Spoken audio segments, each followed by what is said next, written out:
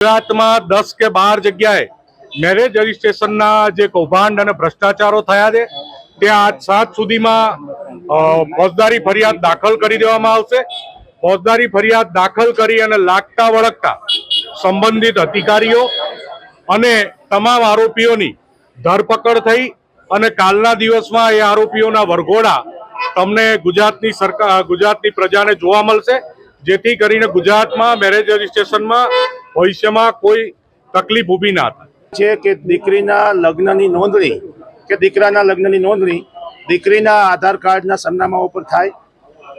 કોઈ પણ લગ્ન ચાહે હિન્દુ મેરેજ એક્ટમાં થાય કે સ્પેશિયલ મેરેજ એક્ટમાં થાય, તેની નોંધણીના આધારો જે રજૂ કરવામાં આવ્યા હોય એમાં માતા પિતાને વાંધો લેવાની સમય આપવામાં આવે, નોટિસ આપવામાં આવે અને વાંધાઓને આઈડેન્ટિફાઈ કરવાનું કામ તાલુકા કક્ષાએ ક્લાસ 2 ઓફિસર એટલે નાયબ મામલતદાર કે તાલુકા વિકાસ અધિકારીને સોંપવામાં આવે।